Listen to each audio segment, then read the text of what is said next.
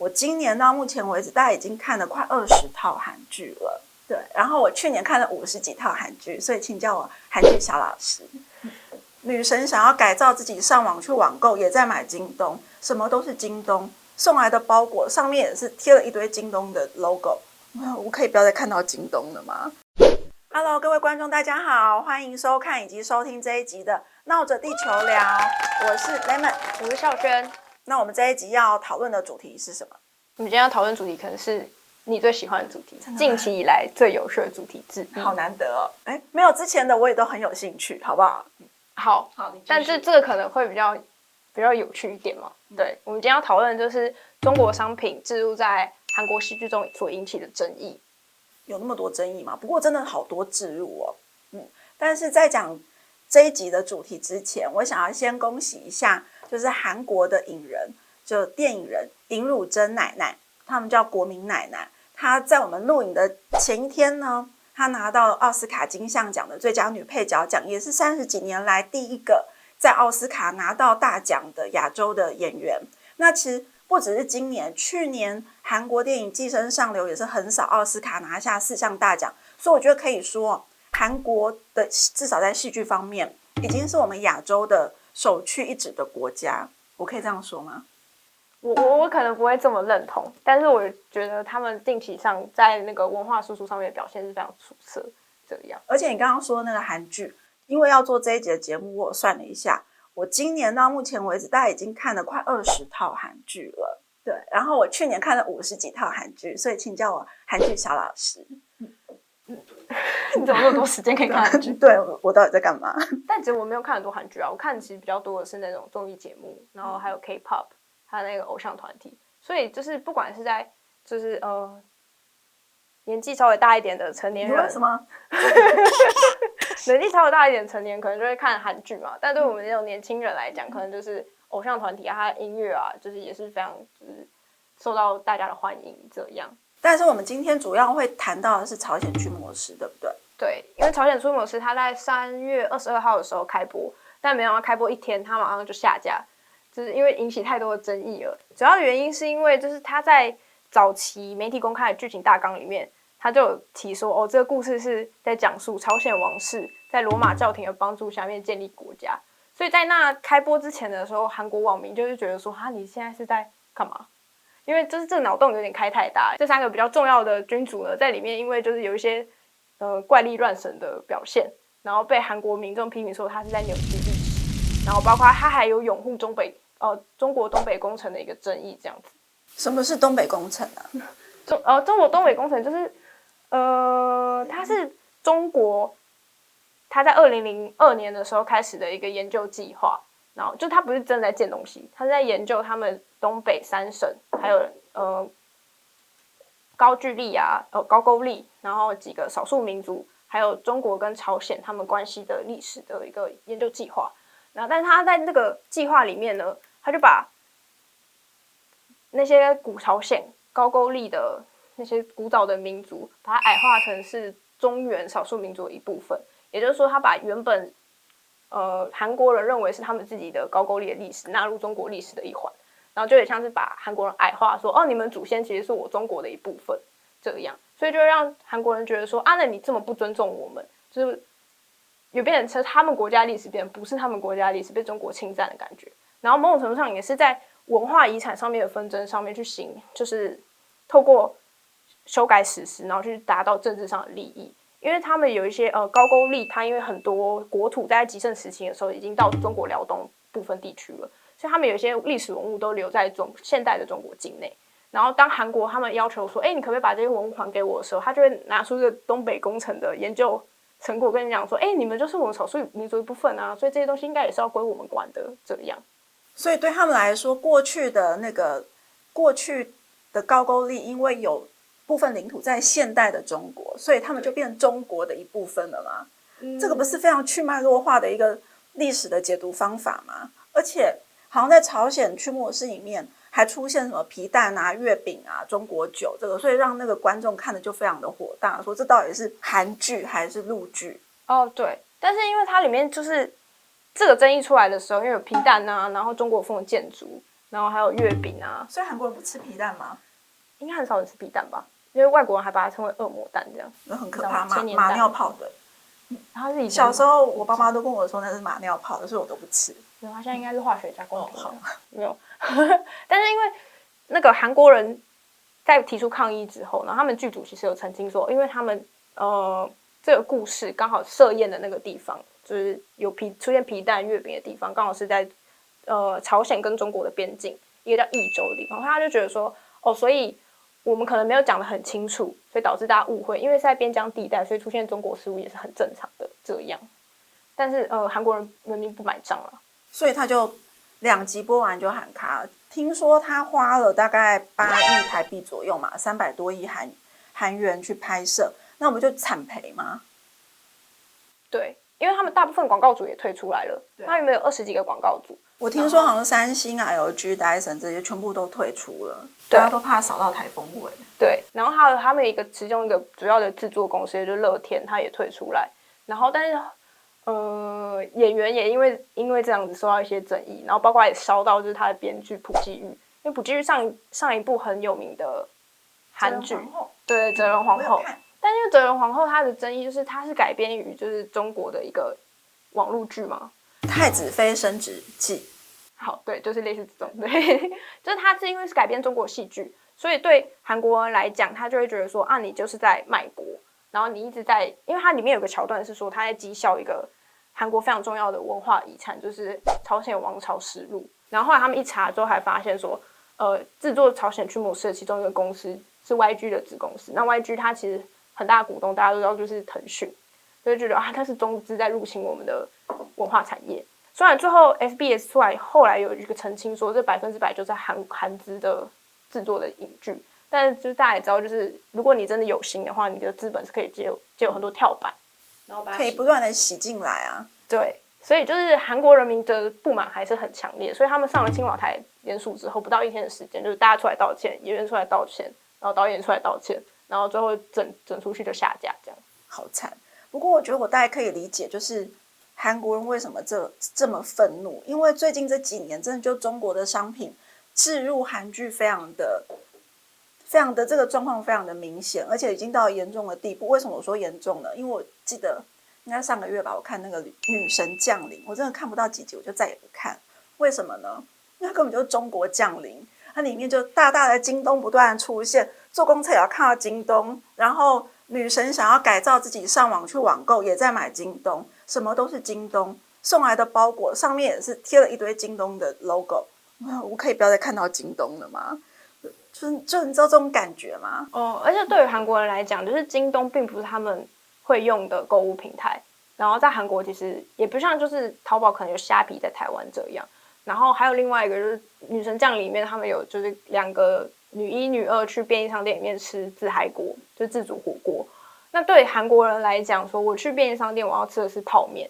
因为他们那边都会提供热水嘛，所以就是看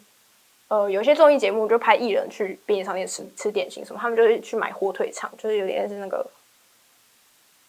或者热狗。我在韩国的时候也有吃那个什么，它有泡面的辣炒年糕之类的，在店家也可以做好，但是就是没有看过自嗨锅啊。对，因为自嗨锅在韩国没有卖。应该说，如果真的要的话，可能他们有一些中国商店街会找得到，可是它并没有一个就是，比方说一个代理商或进口商把它放到便利商店里面。就像我们在便利商店里面可以买到韩国的香蕉牛奶，可是在韩国便利商店它根本就找不到自嗨锅这个商品。没错啊，所以它就会被就是韩国民众觉得说，我现在在看的戏剧明明就是改编自韩国漫画，然后拍的也是韩国人，发生地点也是在韩国，为什么要出现一大堆韩国根本就没有卖的东西？而且上面都还写中文，它也不是韩国的商品，它就直接京东就写着京东，所以到底对象是谁？这非常的奇怪，真的是要不是说那演员讲的是韩文，我真的会以为我在看中国剧。还有像文森佐有一个这个争议嘛？对，他有一个韩式拌饭，然后他就是也是自嗨国的品牌。所以就会让韩国人比较不高兴的地方，就是韩式拌饭是你都已经叫韩式了，就是我们一个特殊的韩国饮食文化，然后就出现的东西居然是中国的牌子，这样就像就有可能像我们去日本，然后结果居酒屋端出来是挖米刷，这样让人觉得无法接受。没有，所以就是我觉得对中国的广告主来说，因为他知道其实有很多盗版的戏剧、盗版的韩剧会经过就是汉化组的字幕上之后呢，就会有很多的中国观众还是有办法在就是绕过合法的途径，然后去看得到韩剧，而且这个观众并不少，所以他们就会透过这个方式，就会觉得说，哦，我比起在中国的戏剧里面下植入，我可能在韩剧里面下植入的效益可能也很好，所以他们才愿意去投入这个广告这样。但对韩国剧组来讲，也是因为就是我国内的广告主就这么一点，就是主要就三星啊、LG 啊这些对大财团，但还有按摩椅啊什么之类，就是像食品之类的，他们也很多啊，就是像什么人参啊，还有化妆品。对，所以其实广告主很多，但是也就那几个，而且提供的资金也没有那么多，所以当我韩剧的品质在提升的同时，我也需要更多的资金投入，去做出可以就是输向全世界的韩剧，所以他可能就是因为这个样子去接受中国资本的进入这样。而且我觉得这些中国的置入啊，另外一个让人反感的地方是因为它的手法通常都很粗糙，因为其实韩剧里面有非常多的置入，如果说大家习惯看韩剧的人，我相信你都可以发现各种置入各种商品，但是不会让人家觉得不舒服。可是中国的置入，比如像我刚刚说的京东，它就是一个就是中国人的那一种，我一定要又大又多，让你看得眼花缭乱，看不完，走到哪或者看到哪都是我的品牌，他们才会满意。那这种东西，这种置入的手法其实很容易引起一种观众不舒服的感觉。可是韩剧里面，其实我们这几年看，包括像炸鸡配啤酒啊，还有像我大概这2-3年看的韩剧，都会看到 Subway， 像《爱的迫降》那个孙艺珍，对，就不断的吃 Subway， 我就想说，韩国人就这么爱吃 Subway 吗？但是你不会觉得说他这个方式是奇怪的，他会用一些合法，不是合法，就是很理所当然，然后不突兀的桥段去置入这些商品，或者是累的时候就来吃个那个红参，是不是？来吸几口。天空之城那样。对，但我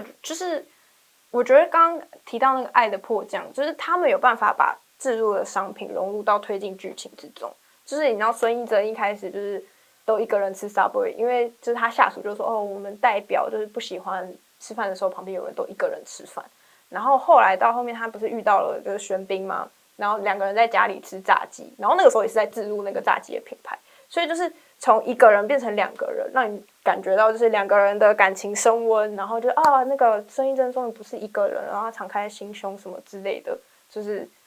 用这种方式去置入，然后同时也会让人觉得吃差不多好吃，我也想要去吃炸鸡这种感觉。但是京东那个就有点像是你对剧情没有太大的帮助，然后你在就是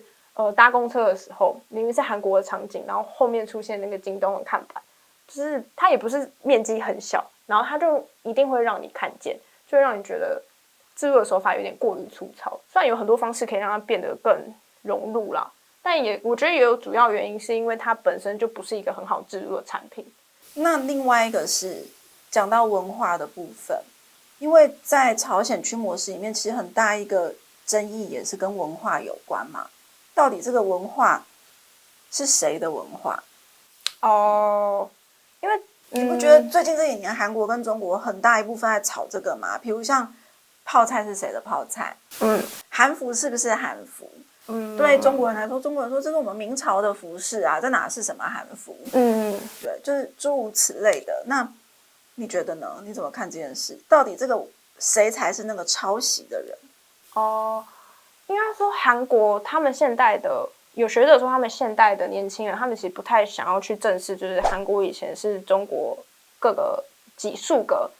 王朝的藩属国这件事情，他们会觉得这是丧权辱国啊，丧失国家主权。但那个韩国学者就说，其实在古代，如果你接受册封的话，其实也是承认主权的一种。对于就是韩国人来讲，册封可能听起来很不好，但对于韩国学者，他们就会觉得说，那这代表说我们长期以来都是一个非常自主的国家，我并不是你的小老弟的那种感觉。然后韩国它其实自己本身有自己的文化，然后它也是它在语系上面其实跟东北民族还有满洲人比较相近。然后他们的韩服其实虽然皇帝的衣服看起来，不是皇帝，朝鲜王的衣服看起来很像明朝皇帝的衣服，但是你看一般那个韩国人他们穿衣服跟明朝人的服饰其实有很大的差距，因为它其实融合是当地朝鲜族韩民族的一些风俗习惯，它并不是就是完全照搬明朝的东西。然后他们其实在讲他们的语言，虽然有很多是汉语发音，但它也有跟就是中文有很大的差距。然后其实一开始的时候，也不是所有人都看得懂中文，看得懂汉字。以前都只有那个贵族或是儒学者才看得懂。不过我觉得这边我要打个岔，你不觉得中国其实设了一个陷阱吗？他告诉你说，我当初我是这个地区的霸权，他通常地区的霸权，他也会是一个主要的文化输出者。所以因为呢，你们的文化都有受到我的影响，所以你们都是我的大中华圈的一部分。但其实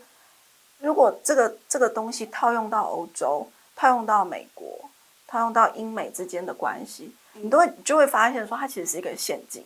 所以我的美国文化就是英国文化嘛。那英国文化是欧洲文化，欧洲文化源自于希腊文化。中国很喜欢说你们也讲中文啊，你们就是中国的一部分。那其实真的是这样子嘛？就是语言的相近性跟文化的相近性，并不必然代表政治上我过去就一定是跟你是有从属关系。更何况中国从古至今就一定是那个中国的样貌是铁板一块嘛？我们之前有讨论，我们私下有讨论过，就是比如像清朝，对所谓的中原的汉人来说，清朝就是一个外族啊，满洲人。对，那中国当时就是被灭国了，不是吗？那你说旗袍是中国的服饰吗？旗袍就不是中国的服饰吧？如果照中国人这个脉络来论述的话，所以我觉得大家不应该落入中国这个文化霸权的陷阱。基本上，韩国的东西，即便说它有受到这个当初的这个中原文化的影响，它改良之后，它就是它韩国自己的文化，这没有什么谁抄袭谁的问题，我认为。那好，那既然讲到说他们在文化上有这种冲突，那再加上这个进来这个戏剧的这些纷扰，你觉得之后韩国的娱乐圈还是会继续向人民币低头吗？我觉得就是戏剧制作方跟韩国民众看的可能有点不太一样，因为我觉得韩国民众他会觉得说，我们现在韩流就是被称为第二个汉江奇迹嘛，所以它其实有一点像是他们自认为韩国爱国心团结的一个成就，就是因为我们爱国，我们很重视我们自己的文化，我们保护自己的文化，所以我们才能创造出韩流，我们才能把我们韩国文化推向全世界。这几年碰到最大的问题应该是说，它制作成本非常的高，导致说它不得不找很多的资金。但回过头来讲，朝鲜驱魔师，我认为他这一次可以说播2集就下架，跟人民币说不，然后跟中国那边的粉丝做一个切割，就是不惜让他们不高兴。一方面应该也是因为他们在限韩令之后，就萨德限韩令之后，他们开始在开拓国际市场，包括我去看了一些资料，它的国际版权卖的都是天价，就是我们台剧很难想象的天价，一集可以卖到20-30万美金，是美金哦。那因为它有这个国际市场作为它的底蕴，所以它或许比较有机会跟人民币说不，但这个同时就是它可能就要更努力去开拓其他的资金的来源。但就像我刚刚讲，就是民众觉得韩流是我们自己国家的成就，所以他非常重视就是我们韩国的本土性，所以你这个戏剧最重要的还是要在韩国受到欢迎，就他们就觉得这是我们韩国文化的一部分嘛，所以他就会民众当然是会觉得很反中啊，就觉得我不缺你中国这一块市场，然后这些东西都是我们韩国的，然后我们爱国心的展现这样。可是像你刚刚讲的剧组，就是他很重视就对外输出，然后把版权卖出去，所以如果他们真的就是要